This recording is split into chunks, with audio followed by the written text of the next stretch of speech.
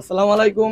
বিগত 40-45 দিন আগে এভাবে একটা মানে আমরা কোয়াই নদী এভাবে একটা ভাঙন দিছিল, যে কারণে বহুত ক্ষয়ক্ষতি হয়েছে। বেশি দিন হয়েছে না এই ক্ষয়ক্ষতি হওয়ার পরে এখন আবার এরকম ঘটনা।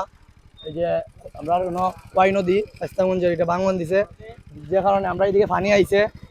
এদিকে যে বেলা আগে ভাঙন দিছিল বহুত খারাপ অবস্থা আছিল, এখন তো বর্তমানে পানি নিয়ন্ত্রণে আছে কিছুটা কম।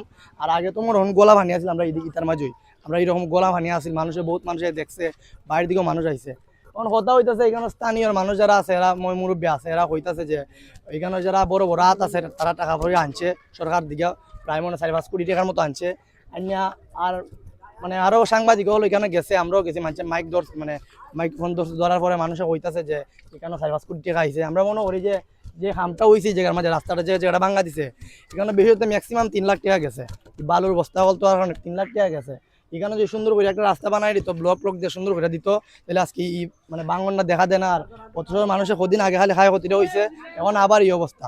দুমরা, আবিসপুর, এরপর বৈদ্যা বাজার, এরপর চন্দ্রচুরি, মিরপুর, এটা সব বুড়ি কদিন আগে একটা এরকম বুড়ি গেছিল, এখন আবার এরকম অবস্থা। বর্তমানে পানির নিয়ন্ত্রণ আছে, ঠিকই আছে, তো কইতে পারি না সকাল থেকে এই অবস্থা। বাকি বিলো কিরকম হইব অতটুকু কেতা আমরার দাবি কেন ওই যে যারা যারা এই হামটা করছে, মানে টাকা পয়সাটা আনিয়া এরকম এই অবস্থাটা করছে, 2-3 লাখ টাকা যারা ঠিক করছে, করার পরে এই অবস্থাটা হয়েছে, যাতে তাদের কাছে টাকাটা ফিরে আনানো হয় সরকারের, যাতে আমরা এই রাস্তাটা সুন্দর ব্লক করে এই জায়গাটা ব্লক করে দেনালে আমরা এইভাবেই দেখা দিব। মানুষ গাঙ্গের উপরে উঠে গেছে, গরু বাছুর লইয়া জনগণ গিয়া দেখুন গাঙ্গের উপরে কলা গাছ মলা গাছের মাঝে বান্ধিয়া থাকতেছে মানুষ।